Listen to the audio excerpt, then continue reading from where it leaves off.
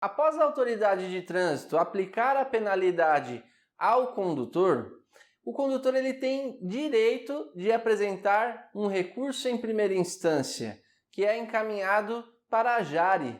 E esse nome, muito provável que você já conheça, já tenha ouvido falar, Junta Administrativa de Recurso de Infrações. E esse é o tema do nosso vídeo de hoje. Nós vamos conhecer os bastidores de uma JARI. Meu nome é Ademir Santos, seja muito bem-vindo ao Trânsito na Prática.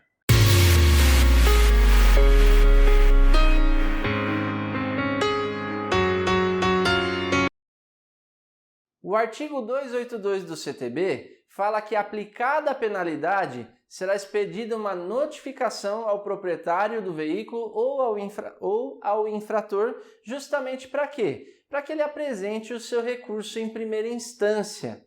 E o recurso em primeira instância ele é encaminhado para a JARI, Junta Administrativa de Recurso de Infrações. E esse nome é muito conhecido, as pessoas já lembram logo recurso, lembra logo da JARI, já lembra desse nome, Junta Administrativa de Recursos de Infrações. Mas o que é JARI, como funciona, quais são lá os requisitos de uma JARI, quem compõe e assim por diante? Esse é o tema do nosso vídeo e para isso é importante que você entenda o que é Sistema Nacional de Trânsito e quem compõe. O Sistema Nacional de Trânsito é um conjunto de órgãos e cada órgão ele tem uma função, uma competência estabelecida pelo próprio CTB. Essas competências estão lá do artigo 12 até o artigo 24 do CTB, de cada órgão que ali compõe. Então, o órgão fiscalizador, o órgão que julga, o órgão normativo consultivo, órgãos executivos e assim por diante. Eles estão todos previstos lá no artigo 7º do CTB. E a JARI não é diferente. Apesar da JARI estar dentro de um órgão executivo de trânsito, ou seja, cada órgão de trânsito possui uma JARI lá dentro. Apesar da JARI estar dentro do órgão de trânsito e ser subsidiada pelo órgão de trânsito, é muito importante que você saiba que ela tem independência administrativa, ela tem autonomia administrativa. Isso por quê? Porque no próprio artigo 7º, a JARI é um órgão independente. Ela está prevista lá individualmente em um inciso. Então a JARI é um órgão que compõe o SNT, Sistema Nacional de Trânsito, e possui a sua independência para decidir de forma imparcial, tanto deferindo os recursos para o cidadão, como indeferindo, também mantendo a penalidade para a autoridade de trânsito. Conforme eu falei, os artigos 12 a 24 traz as competências de cada órgão que compõe o Sistema Nacional de Trânsito. E nesse momento é importante que você tenha em mente qual é a competência da JARI. E o artigo 17 do CTB, ele justamente traz a competência da JARI. Vamos lá? Compete à JARI, inciso 1, julgar os recursos interpostos pelos infratores. Essa é a competência principal de uma Junta Administrativa de Recursos de Infrações, JARI, ou para alguns, JARI. E aí vem de uma discussão aí da língua portuguesa, se é JARI ou se é JARI, mas o importante é que você entenda que é o órgão recursal em primeira instância. E a primeira competência, então, julgar os recursos. E é importante você entender também, inclusive na sua divulgação do seu escritório, da sua assessoria, muitas pessoas costumam dizer que são 3 instâncias que o condutor possui o direito de se defender. E na verdade, esse termo é um termo equivocado. É um termo que é usado popularmente por uma pessoa que não tem conhecimento da área. Mas você que é especialista ou você que está se tornando tem que entender que o processo administrativo de trânsito ele é composto por 3 fases, sim. Uma de defesa e 2 fases recursais. Então, nós temos apenas 2 instâncias para recurso no processo administrativo de trânsito. A primeira fase é a parte da defesa, onde ainda não foi aplicada uma penalidade, então não tem recurso. A instância recursal começa aplicada à penalidade, de acordo com o artigo 282 do Código de Trânsito. Tá ok? Então, o JARI é o órgão recursal em primeira instância. Antes do recurso em primeira instância, tem a fase da defesa prévia. A defesa da autuação, se for um auto de infração, ou defesa prévia, assim conhecida nos processos de suspensão, cassação, dentre outros aí envolvendo processo administrativo de trânsito. Beleza? Então, o artigo 17, inciso 1, competência da JARI, julgar os recursos interpostos pelos infratores. Inciso 2, solicitar aos órgãos e entidades executivos de trânsito e executivos rodoviários informações complementares relativas aos recursos, objetivando uma melhor análise da situação recorrida. Então, o inciso 2 ele é muito importante para nós que atuamos com recursos no processo administrativo de trânsito. Por quê? Em várias situações, você não tem condições de alegar e provar determinada situação. Vamos dar um exemplo. Uma infração de estacionamento em local proibido, onde a placa está totalmente ilegível por desgaste do tempo, por exemplo, ou situações em que a placa foi, por vandalismo, e isso não é difícil de acontecer, arrancaram a placa lá do local. E aí o agente, ele tem o conhecimento, aqui é proibido, mas ele não lembrou, não se recordou que a placa não está mais lá. E nós já sabemos que determinadas infrações decorrem do desrespeito a uma sinalização, correto? Então, digamos que a placa está ilegível por desgaste do tempo, ou ela foi arrancada, ou foi pichada, qualquer outro motivo que impossibilite de visualizar a sinalização de regulamentação. Eu posso alegar isso no meu recurso, no recurso do meu cliente. Olha, naquele dia, naquela hora, não existia placa lá, naquele local. Ou a placa estava elegível. E aí, nesse sentido, você pode pedir uma diligência.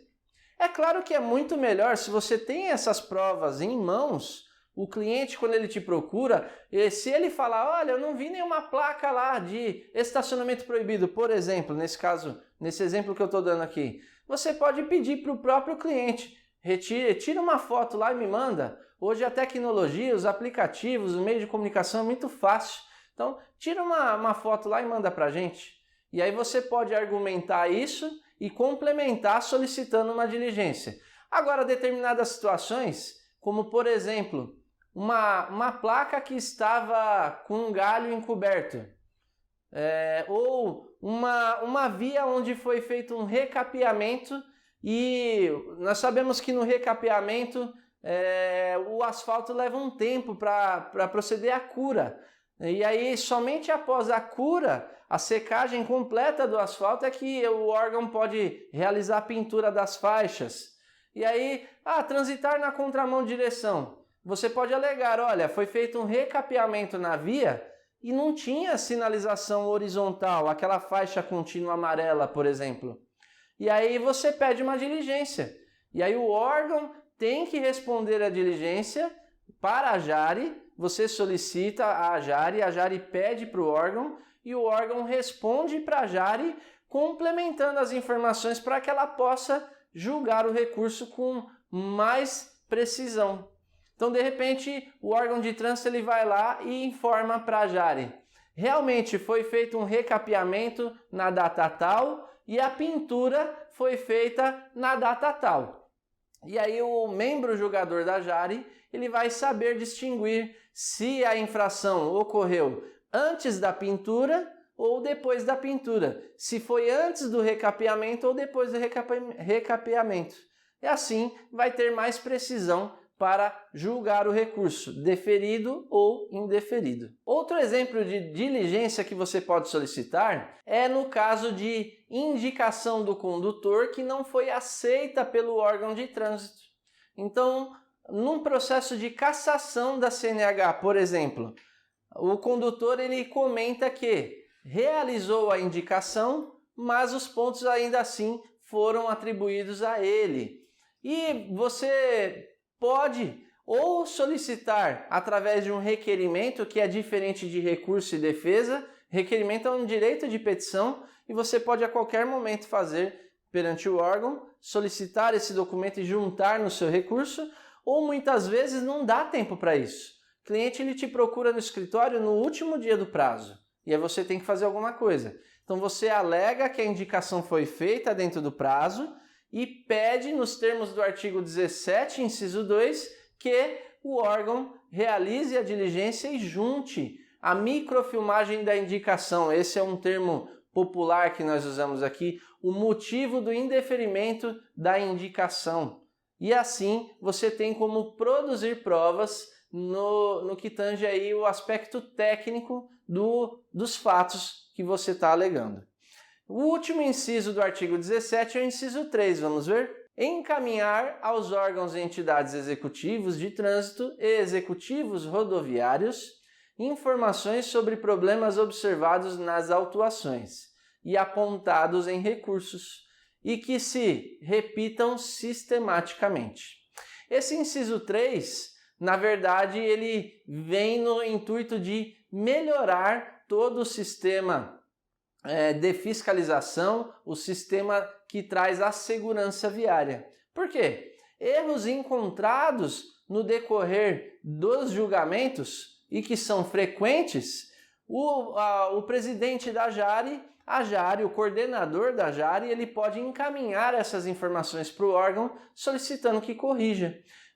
Por exemplo, uma sinalização que está apagada, uma sinalização que está inexistente, um galho que encobriu uma placa de sinalização e assim por diante. Olha, órgão, nós estamos deferindo muitos recursos, constatamos uma falha na sinalização. Corrija essa falha para que não aconteça mais.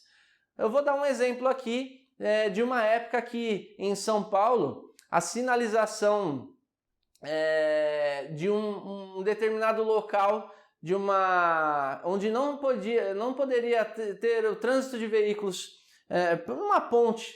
E aí havia uma falha na sinalização lá atrás na via antes, que antecedia um pouco ali o acesso a essa ponte. Então, determinado horário, veículos não poderiam transitar, acessar essa ponte, somente transporte coletivo de passageiros. E aí houve muitos recursos dizendo, lá atrás não tinha placa disso, eu não consegui identificar que não podia acessar a ponte. E aí, justamente, foi feita uma diligência, eles deferiram recursos até a data da correção da placa. E aí, depois da correção dessa sinalização, os recursos passaram a ser indeferidos. Então, houve justamente a aplicação do inciso 2 e a aplicação do inciso 3 do artigo 17. Por quê? O inciso 2 foi solicitado diligência, constatou-se uma irregularidade, os recursos foram deferidos, mas também informaram o órgão para corrigir. E a partir da data da correção, os recursos passaram a ser indeferidos com essa tese, porque a sinalização já estava correta, tá ok? Baseado nisso que nós vimos até agora, é claro que são informações importantíssimas, mas ao mesmo tempo são um tanto quanto superficiais. Então, um artigo, 3 incisos, temas ali que são importantes, mas ao mesmo tempo superficiais. Por quê? Porque é muito comum que o CTB traga um tema de forma ampla e o CONTRAN pormenorize através do seu ato normativo, que é uma resolução via de regra. Não é isso? Isso nós já aprendemos, inclusive num outro vídeo que foi gravado aqui no nosso canal, da hierarquia das leis. Então lá nós temos esse conteúdo explicando como funciona toda a hierarquia das leis, inclusive as normas infralegais, dentre elas as resoluções do CONTRAN. Nesse sentido, a competência do CONTRAN está lá no artigo 12 e uma delas, no inciso 6, é estabelecer as diretrizes do regimento da JARE. Então, as JAREs elas devem ter o seu regimento interno. Esse regimento interno não pode partir da cabeça de qualquer pessoa e de forma aleatória a alguns preceitos estabelecidos. Então, dentro da hierarquia das leis, nós temos lá o Código de Trânsito, temos as normas infralegais, que são as resoluções do CONTRAN, uma delas, e aí o CONTRAN ele estabelece lá quais são as diretrizes para que uma JARE faça o seu regimento, estabeleça o seu regimento. Isso está no artigo 12, inciso 6 do Código de Trânsito Brasileiro, correto? E aí, então, dentro dessa situação, é muito importante combinar também com o artigo 16 do CTB. O artigo 16 do CTB ele fala que, junto a cada órgão ou entidade executivo de trânsito ou rodoviário, funcionarão juntas administrativas de recurso de infrações, JARE, órgãos colegiados responsáveis pelos julgamentos dos recursos interpostos contra penalidades por eles impostas. E olha o parágrafo único. As JAREs têm regimento próprio, observado o disposto no inciso 6 do artigo 12, e apoio administrativo e financeiro do órgão ou entidade junto ao qual funcionem. Então entenda da seguinte forma: cada órgão executivo de trânsito possui uma JARE. Essa JARE ela fica dentro do órgão de trânsito. Apesar de a JARE estar dentro do órgão de trânsito e ser financiada, ela ter o apoio financeiro do órgão de trânsito, conforme já mencionei, ela tem autonomia administrativa. Ela pode julgar, decidir, tomar todas as providências que forem necessárias para o seu bom andamento, tá ok? A JARE é um órgão colegiado. O que significa um órgão colegiado? É um órgão composto por mais de um membro. E aí a gente vai ver melhor isso daqui a pouquinho. E, além disso, a combinação do artigo 16 com o artigo 12, inciso 6 do CTB, traz a obrigatoriedade de que as JAREs possuam um regimento interno, entretanto, devem seguir as diretrizes estabelecidas pelo CONTRAN. E aí o CONTRAN estabeleceu essas diretrizes através do quê? De uma resolução, que é um ato normativo do CONTRAN. A resolução 357 de 2010, ela traz então as diretrizes que todas as JAREs devem seguir na elaboração dos seus regimentos internos. E para começar, nós vamos trazer num aspecto mais prático qual é a composição de uma JARE. E a partir de agora, tudo que nós dissermos está previsto lá na resolução 357 de 2010, tá ok? É importante que você baixe essa resolução e leia, estude-a com muita calma. Mas eu vou trazer um aspecto prático aqui para você de como funciona a composição de uma JARE. Na tela, então, você vai verificar a composição de uma JARE.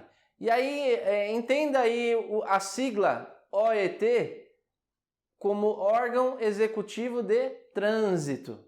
O órgão executivo de trânsito, ele possui um coordenador da JARE. Isso quando? Quando o órgão possuir mais de uma JARE. Daqui a pouquinho você vai entender na sequência aí do slide.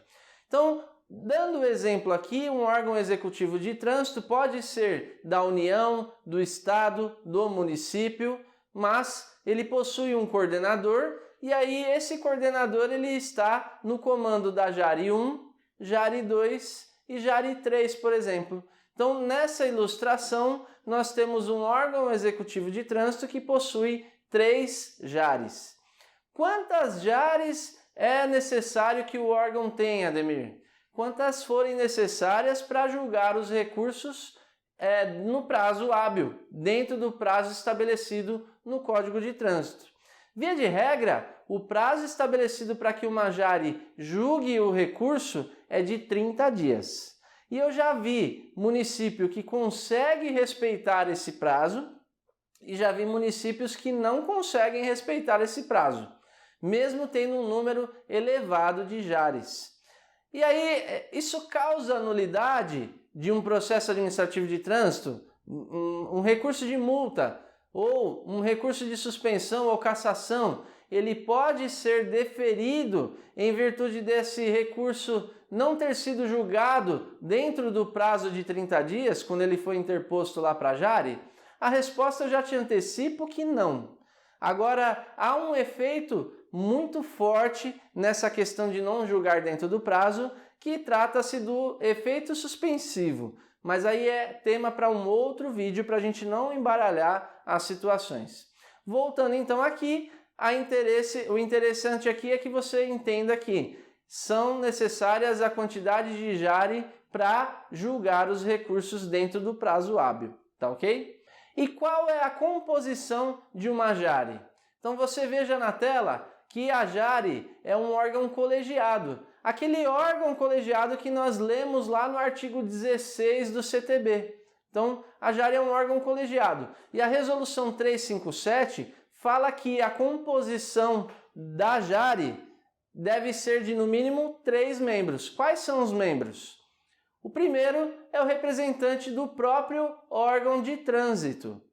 O segundo é o representante de uma entidade classista. E aí entenda, sindicato dos taxistas, sindicato dos motociclistas, clube de determinado tipo de motorista e assim por diante, tá ok? E o terceiro é um representante da sociedade. Como funciona cada um desses representantes? O representante da sociedade, por exemplo, ele tem que ter no mínimo conhecimento na área de trânsito e ter o 2º grau, tá ok?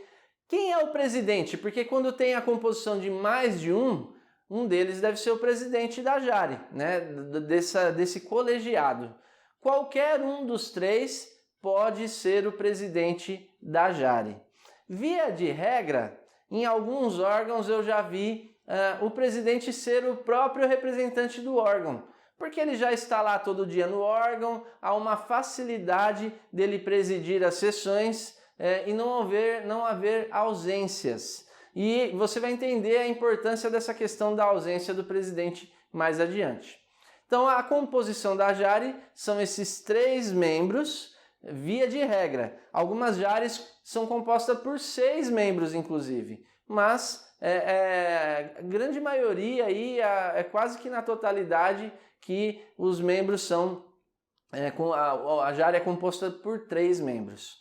Esses membros possuem os seus suplentes. Então, cada membro possui o seu suplente. Na ausência do titular, o suplente assume a função para compor lá a banca julgadora. E aí, falando sobre essa questão dos membros de nomeação, como que funciona, quais são os impedimentos, e agora nós vamos ver justamente isso.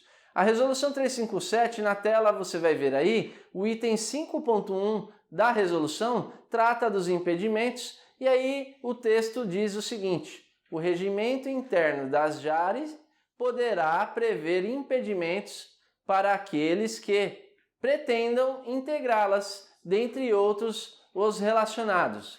Então, entenda da seguinte forma: o regimento interno da jari ele pode prever quais são os requisitos que o membro, para ser admitido, deve ter e quais são os requisitos para eliminá-lo dessa nomeação, os impedimentos. E aí, dentro dos impedimentos, nós temos o primeiro, idoneidade.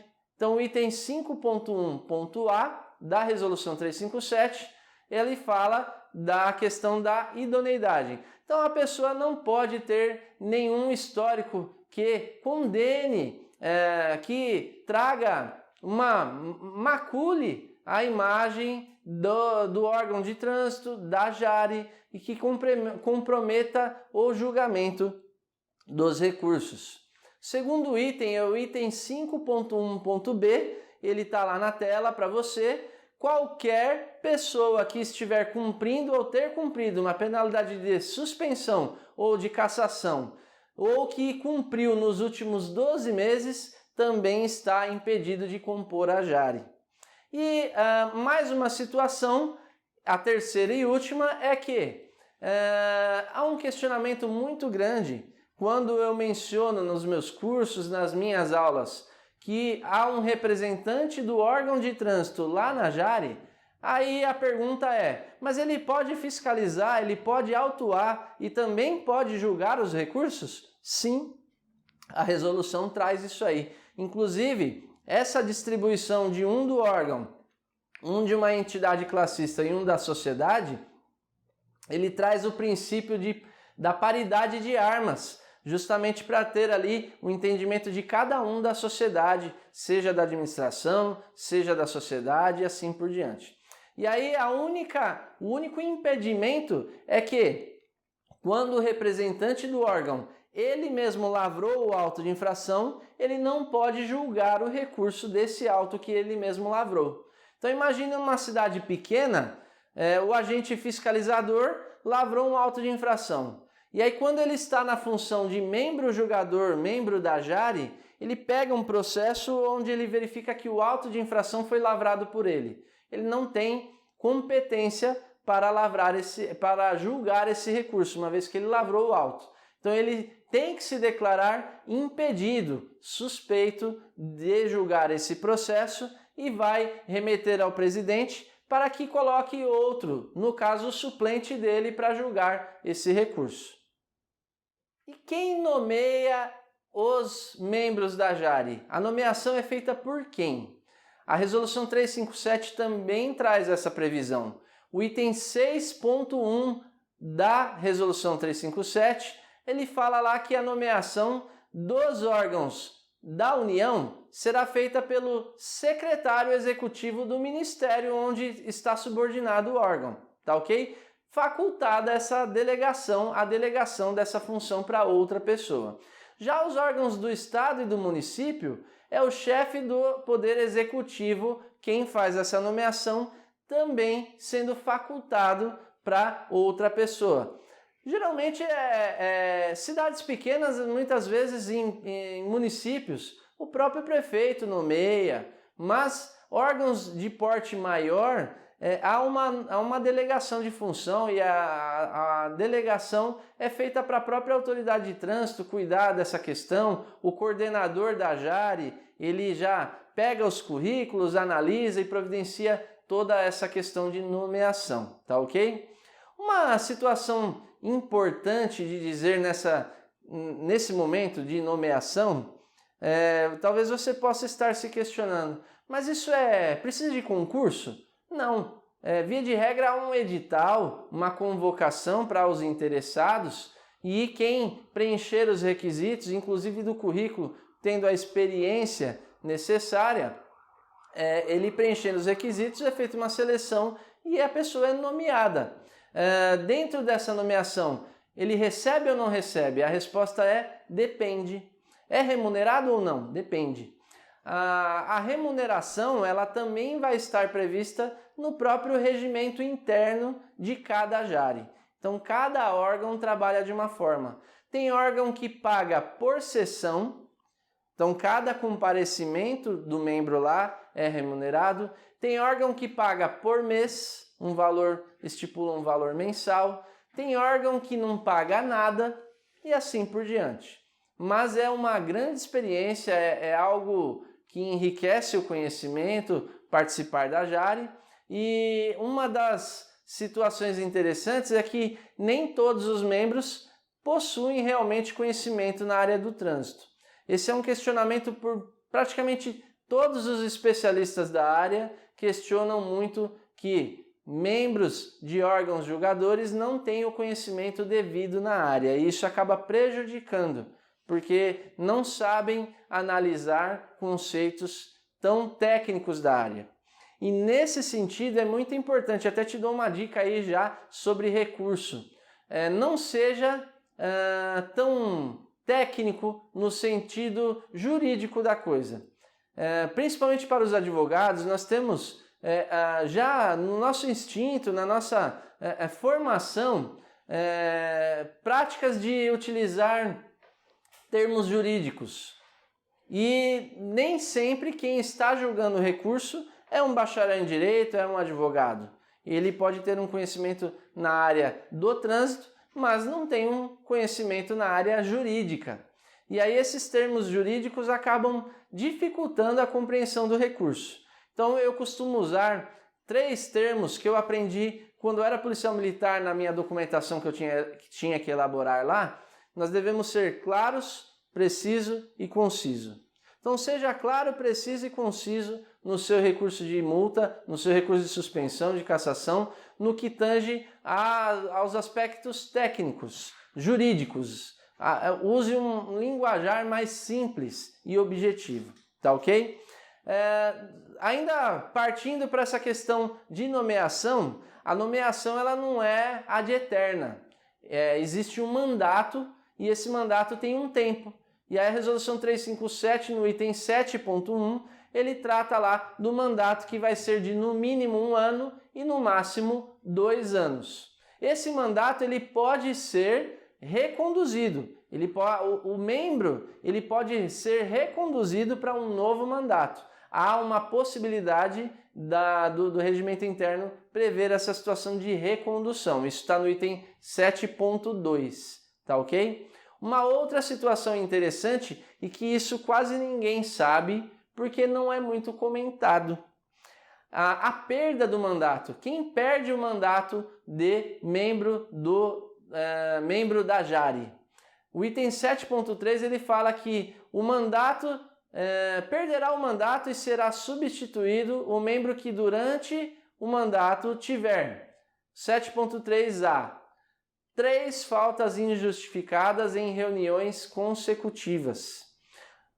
E o item 7.3b, 4 faltas injustificadas em 4 reuniões intercaladas. Então, 3 faltas consecutivas ou 4 faltas em reuniões intercaladas faz com que o membro da JARI perca o seu mandato. Aí talvez você fique se questionando aí, mas o que isso interessa para mim no meu recurso de multa, no meu recurso de suspensão e cassação do direito de dirigir, por exemplo? Isso influencia que uma decisão de um membro da JARI pode ser declarada nula. Como você pode produzir essa prova? Essa prova está na sua mão? Não. E aí o próprio recurso à JARI, você solicita uma diligência. Nós já aprendemos isso. Artigo 17, inciso 2 do CTB, solicitar as provas necessárias para quê? Para que esclareça melhor e dê fundamentos para que eles julguem os recursos. Então você pode fazer ou por requerimento ou na própria diligência. Via de regra, isso não é entregue tão fácil. É uma situação um tanto quanto delicada para solicitar. Eu sugiro que você faça um requerimento. Inclusive, você só vai poder ter essa informação depois do recurso julgado em primeira instância. E aí você faz o quê? Julgado o recurso em primeira instância, você pede a cópia da decisão do julgamento e verifica o nome dos 3 membros que compõem a JARI que julgou o seu recurso. E aí você, com o requerimento, você pode solicitar lá: quero cópia do livro de registro de frequência desses 3 membros julgadores para saber se eles possuem competência para estar nesse cargo no que tange aos itens 8.1, 8.2 e 8.3 do anexo à resolução 357. Tá ok? Essa situação das faltas é bem interessante que você tenha essas informações para poder argumentar e traçar a sua estratégia dali em diante. Eu costumo dizer para os meus alunos que o processo administrativo de trânsito, você tem algumas hipóteses. Uma delas é quando você chega logo de cara na instauração e já localiza um erro formal, uma falha, um vício no processo. Mas também, de forma estratégica, alguns advogados, alguns defensores procuram falhas no decorrer, no andamento do processo. E essa é justamente um momento de você correr atrás dessa falha.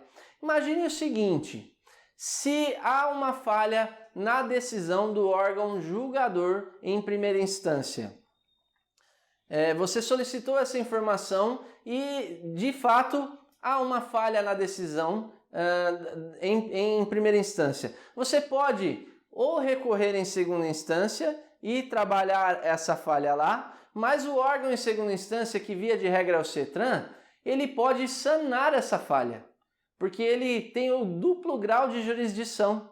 Então, se você alegar falha na decisão da JARI, o órgão em segunda instância ele vai falar, tudo bem, eu reconheço essa falha, mas como órgão julgador em segunda instância, eu assumo o duplo grau de jurisdição e sano essa falha.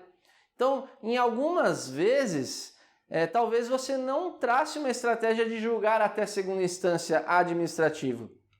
Você recorre na defesa prévia, faz a defesa prévia, recorre em primeira instância e dali talvez você já parta para o Poder Judiciário, dependendo da situação. Tá ok? Uma outra situação muito interessante e finalizando esse tema, você vai ver na tela aí que a JARI só pode deliberar com a sua maioria simples. Ou seja, se a JARI é composta por 3 integrantes, a maioria simples são 2. É o que está lá no item 8.2. Vamos ler?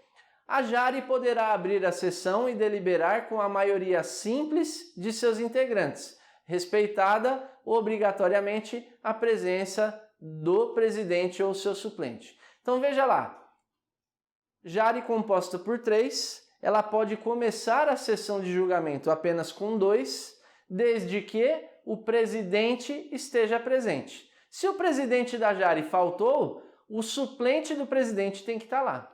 E aí como você vai saber se o seu recurso foi julgado por 3 membros ou pela maioria simples e se o presidente estava lá? Ao final do recurso, você precisa solicitar a cópia da decisão.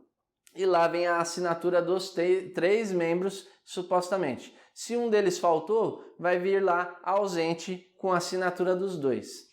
E muitas vezes acontece, sim, nós já vimos, já presenciamos decisões proferidas por JARIs, onde o presidente estava ausente e os outros 2 membros julgaram. Essa decisão é nula, porque a resolução, que tem força de lei, pois é uma norma em sentido amplo, ela deixa bem claro a determinação da presença do presidente ou do seu suplente. E talvez eu não levaria um recurso, se eu encontrasse uma falha dessa, eu não levaria um recurso desse em segunda instância, eu já iria para o judiciário, uma vez que a segunda instância pode suprir essa falha. Tá ok? Então, gente, eu passei aí as informações, as diretrizes, o caminho das pedras de como deve funcionar uma JARI, os bastidores de uma JARI, aquilo que quase ninguém comenta por aí e que você pode muitas vezes utilizar nos seus recursos diariamente. Eu quero que você curta esse vídeo, que você compartilhe. Se você ainda não se inscreveu no canal, se inscreva e ative o sininho para receber notificações dos próximos vídeos. E agradeço a presença de você todo esse tempo durante esse vídeo. Um abraço e até a próxima!